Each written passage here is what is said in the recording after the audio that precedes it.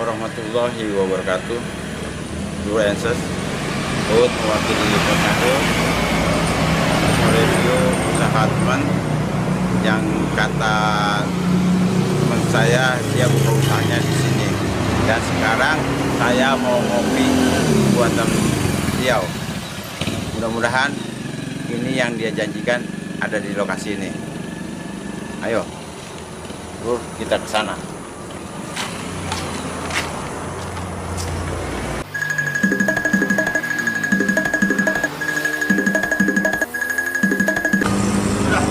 Assalamualaikum. Sehat Pak. Alhamdulillah. Alhamdulillah. Aneh dapat kabar. Ente buka usaha kedai di sini. Iya. Alhamdulillah. Kebetulan saya ada waktu untuk mau ngopi di sini. Insya Allah ya. Silakan monggo. Sekarang kita mesen dulu Brewers. Iya. Kopinya buatan Pak siapa? Ini walaupun teman lama tapi aneh pura-pura nanya. Oh. Ente namanya siapa? Saya dengan Bapak Titis. Bapak Titis. Ya. Jangan lupa nanti Pak Titis akan ditaruh nomor teleponnya di sini. Bisa Iya. hubungin melalui WA-nya ya Pak Titis Boleh, ya. boleh. Oke, Insya oke. Allah boleh. Sekarang, Bray, aneh mau ngopi dulu. Mudah-mudahan kopi yang enak. Iya. Amin. Ini, Masya Allah ya. Ini udah berapa? Ini tahun? baru jalan 4 bulan. Bray, emang ini prokes, cuman kayaknya dia udah disuntik vaksin. Bisa minta, Bray, ente mau buka kan? Mana anggota biasa, anggota ada dia. Nah, Kita udah divaksin 2 kali aman. aman ya, berarti aman ya. Aman. Sekarang kita mau nyobain kopi yang paling enak di sini. Paling enak ya. Kita bikinin latte. Latte. Dengan nanti flavornya itu rasanya ada nangka, banana. Nah, nanti tinggal milih mau pilih yang mana. Itu salah satu best sellernya di kedai saya. Kayak gitu. Bray, Princess, ini acara benar-benar mantap, bakal usaha yang menengah ke bawah. Dan jangan lupa subscribe, like, lonceng, biar nanti kalau ada acara konten yang lain, ente bisa tahu tuh. Sekarang kita review yang bikin kopi. Ini bahasanya apa kalau bikin kopi? Bikin latte. Barista ini namanya siapa? Mas Jaya, nanti tanya. Mas Jaya. Assalamualaikum Mas Jaya. Padahal aneh pernah lihat di masjid Pistol ya. Iya, dia Solihin. Ini caranya nih. Pertama, ini alat-alatnya Pak Titis. Jadi yang buat biasa yang kita buat di alat di sini ini, yang pertama untuk bikin latte itu ada mesin espresso. Terus nanti ada grindernya. Nah, espresso ini yang membuat ekstra kopi. Jadi biasanya kalau untuk latte itu pakai espresso. Nah, ini masnya bisa shoot di sini.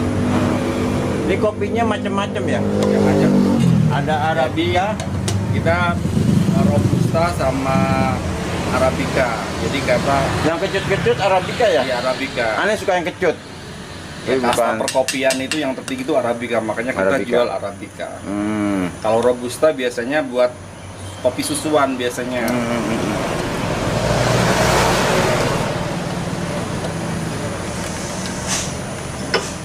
Nanti kita ngobrol-ngobrol Pak Titis di meja Boleh, yang ente pilih. Sekalian mau tahu Boleh. awalnya kenapa milih kedai Ya, ini betul.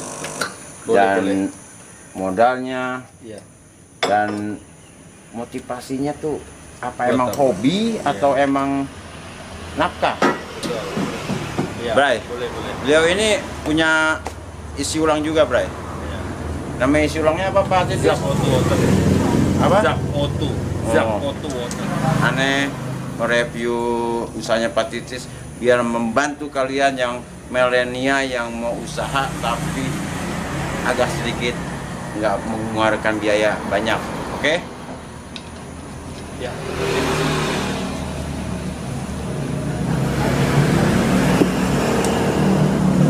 mungkin ini dengan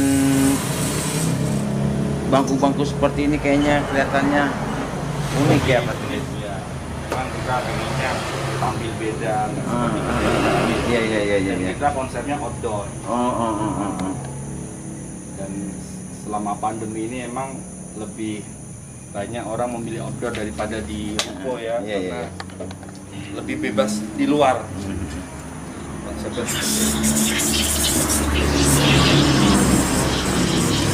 Oke, Bray.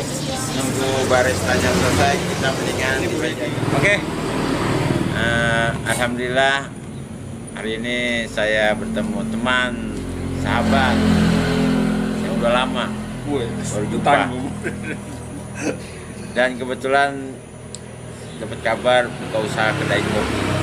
Dan hari ini gue mau kupas dari masalah pertambahannya, biayanya, sampai lokasinya. Banyak influencer di luar menanyakan usaha apa yang harus kita jalani dalam keadaan seperti ini. Karena tahu sendiri kan, mereka mau usaha, tapi mereka nggak punya keahlian. Alhamdulillah, makasih banyak. Ini baristanya. Kita sambil ngopi ya. Ngopi. Oke.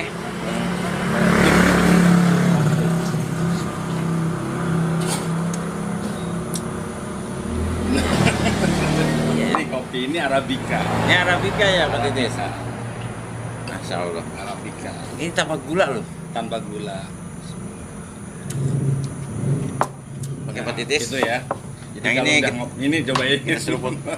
Alhamdulillah loh konten ini. Konten gini kita puas-puasin kopi. Ya. Pak Titis, berawal dari mana ya ente membuat kedai ini? Sedangkan ane tahu kan ente ini kan usahanya isi ulang. Nah. Jadi berawal dari tahun 2018 saya mulai mengulik tentang kopi. Jadi saya awalnya itu ngopi di tempat temen. Kebetulan ketemu dan sama ownernya. Disitulah dikasih edukasi soal kopi. Kopi ini seperti apa? Ini. Akhirnya jadilah kita membicarakan bisnis. Ternyata kopi itu sejak zaman Nabi udah ada. Dan bisnis kopi itu gak akan punah. Gak akan punah karena apa? Kopi ini bisnis yang tidak ada kadaluarsa. Asalkan kita punya maksudnya kita harus punya konsep. Kopinya itu harus kita konsep. Kopinya apa? Biar kita itu punya signature, punya ciri khas. Jadi orang tuh mau ke Zak, kopinya udah ada signature kayak gitu. Nah, menarik banget tuh. Kenapa ada tadi kata-kata Zak? Jadi Zak itu nama identitas lah. Jadi saya mengambil dari nama air saya yang memang udah banyak dikenal. Akhirnya saya daripada nanti bingung-bingung kita bikin kedai namanya Zak Kopi. Yang Zak Kopi ini kepanjangan dari anak saya sebenarnya. Kayak gitu. Nah, dari kopi ini dengan bicara soal kopi dan dijadikan bisnis, sebenarnya kopi ini kalau untuk modal, kalau bicara soal modal ini nggak terlalu gede, terjangkau. Karena cuman yang kita pikirkan itu bukan masalah. Sebenarnya kalau yang kita pikirkan untuk bisnis kopi ini bukan masalah tempat, tapi bagaimana kopi kita itu membuat orang itu balik lagi ke kita gitu, punya ciri khas. Kayak gitu konsepnya itu. Nah, dari Zak Kopi ya atau Zak aja itu di sini apa jagoannya kopinya? Ya.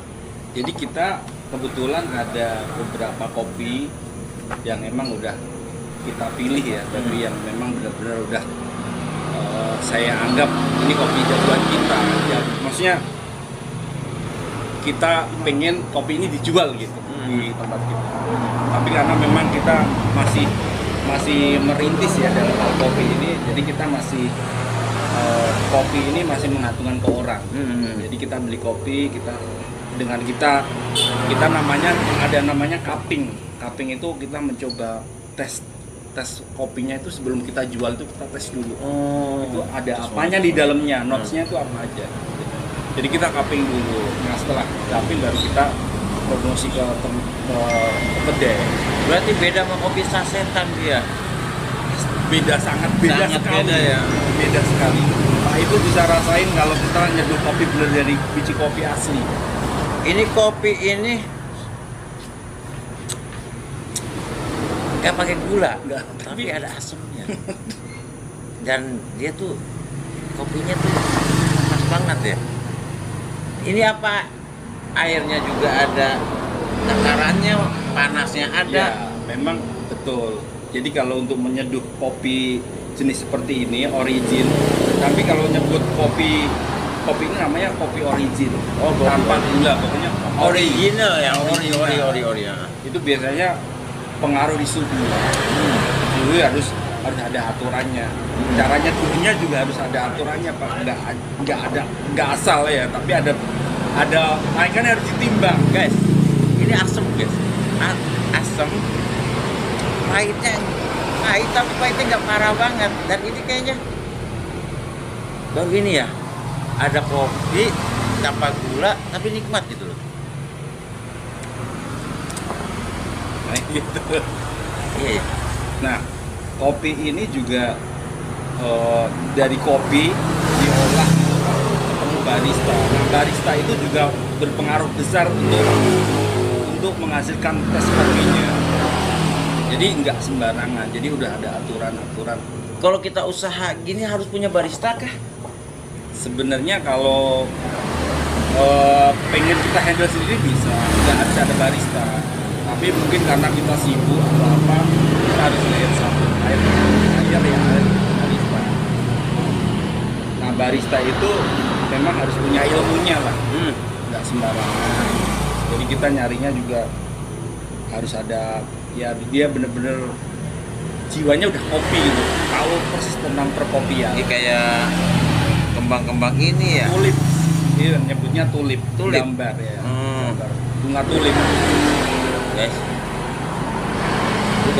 gue bagaimana mau minum kopinya? Sayang ya, Sayang, bagus. ada gambarnya, gambar tulip lagi. Ini kalau berapa guys? Ini kalau nggak dicobain guys, rugi guys. Mumpung kapan lagi minum kedai sendiri. Ini kan banyak nih di luar sana influencers kita yang mau usaha. Itu bagaimana cara usaha ini? Apakah dia harus bermodal besar atau dia apa di sini bisa franchise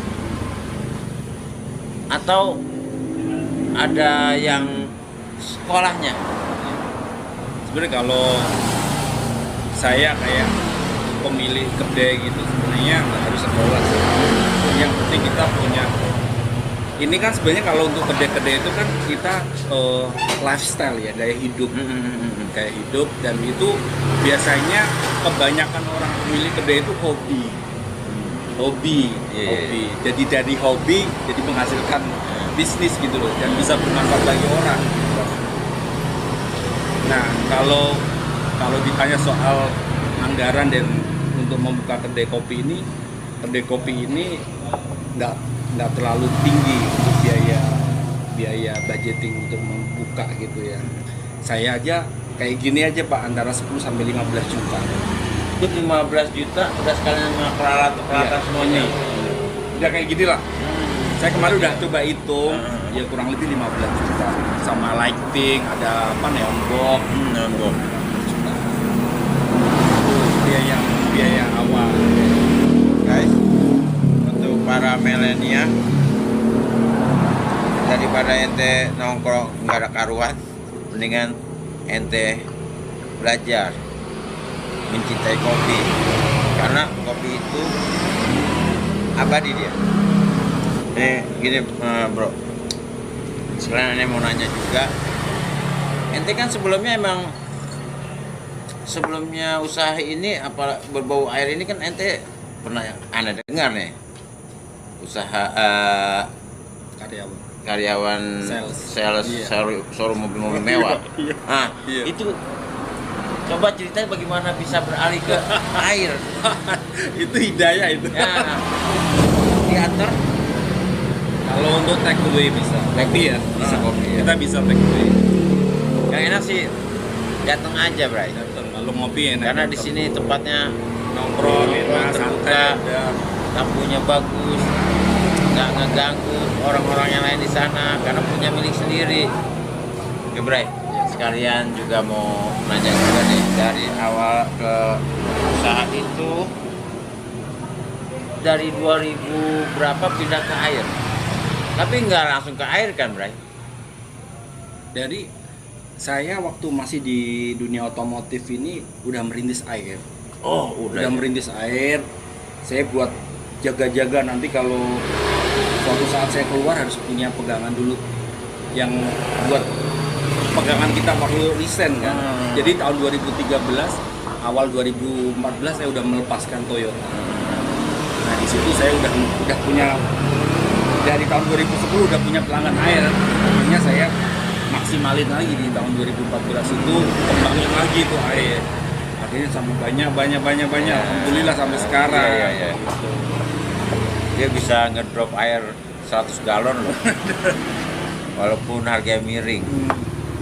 Jadi saya Dan air udah berjalan berapa tahun ya? kalau untuk air untuk produksi sendiri untuk merek Zak ya dari tahun 2014 sampai sekarang merek Zak. Iya. Kebetulan Karena semua kan berproses ya. Jadi mulai saya punya usaha sendiri, punya CV perizinan itu di tahun 2014 itu ada merek, ada perizinan lah. Ya, sampai sekarang kayak gitu kan. guys, waktu dulu beliau tuh ngajakin aneh usaha kaos. Tapi kok dari air ke kedai ke air juga dia. Emang kayaknya cinta air ya deh. Iya. Cinta air. Iya. Air itu sebenarnya peluangnya besar untuk bisnis air ya. Karena kan kebutuhan pokok. Ya kan, air itu salah satu pilihan saya sebagai bisnis karena ini bisnis kebutuhan pokok. Tinggal kita fighting aja di lapangan gitu. Bisa nawarin ke orang. Kita punya produk air nih, Bapak punya Aqua. Nih Pak, cobain air saya Pak. Kalau cocok, alhamdulillah kita Iya. supply gitu.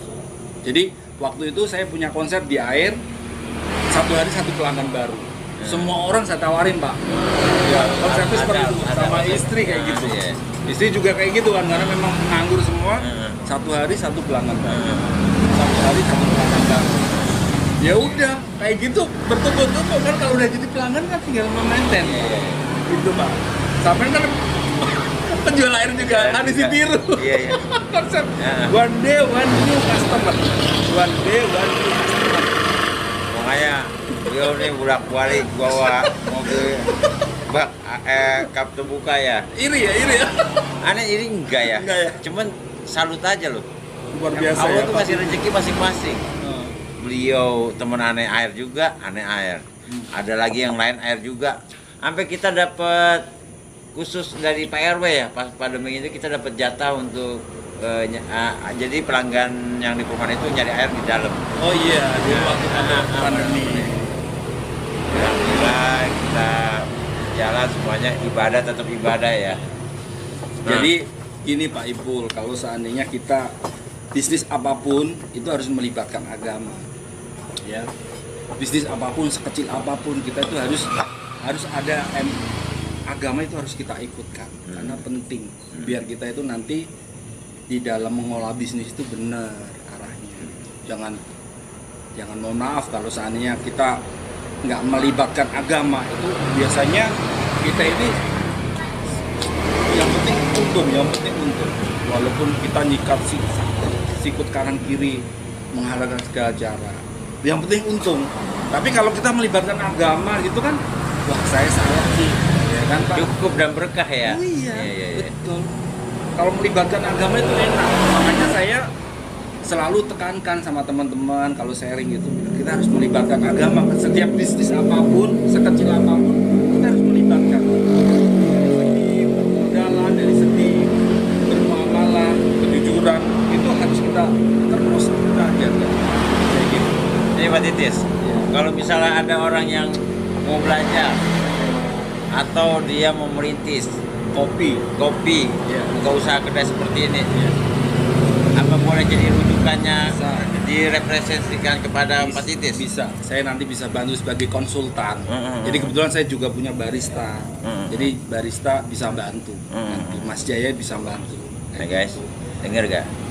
Kalau mau buka usaha kedai yang agak sedikit Italiano, kemari aja.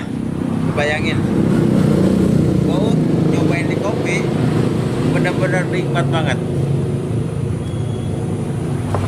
Tanpa gula, asam, Soft dan ya. soft, Ringan. ringan. Dan rasa kopinya ada. Nah, balik lagi Pak Titis. Nah, ini kan usaha ini kebetulan udah berjalan berapa tahun? Air. Kedai. 4 bulan. 4 bulan. Sempet di rumah? Iya di rumah, kan di rumah pandemi buka desain. Oh. Terus pandemi kan yang beli kan cuma tetangga-tetangga Iya, kalau iya, ada iya. rapat-rapat. Akhirnya saya ketemu Mas J buka di luar, akhirnya buka di luar di sini.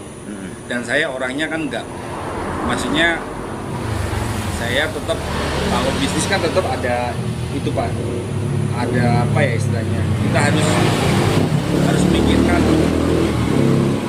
jangan spekulasinya terlalu tinggi kan, harus hati-hatian, jangan sampai kita itu nanti bisnis itu apa namanya mubazir, kita ngeluarin duit banyak tapi malah nggak ada manfaatnya, artinya nggak berjalan kan, rugi kan.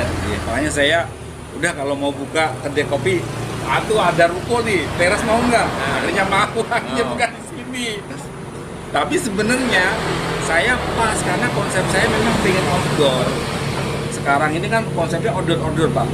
Kayak di sawah-sawah itu bikin saung, wah di situ kayak gitu modelnya Pak. Itu lagi tren. Pak Titis, silakan ke kamera. Kalau netizen, follower atau customer yang di luar sana, Bro&Sus mau kemari, alamatnya di mana? Silakan bapak-bapak yang pengen ngopi di sekitar Mustika Sari, Mustika Jaya, silakan bisa merapat di daerah Jalan Mandor Demong nomor 191 RT 2 RW 5 Mustika Sari, Mustika Jaya, Kota Bekasi. Dan kita udah ada di Google Map, jadi kalau ketik Zak Coffee itu ketemu di sini. Ya, Bro&Sus, alhamdulillah kita dapat penjelasan yang dari nol sampai selesai. Tapi tetap di sini Pak Titis akan menyediakan informasi seluas-luasnya kalau ente para milenial atau para pemuda-pemuda yang mau buka usaha kedai. Begitu Pak Titis. Iya, siap, Dan siap. ini nomor teleponnya. Siap. Ya, Bro&Sus, Siap. sampai di sini saja. Assalamualaikum warahmatullahi wabarakatuh.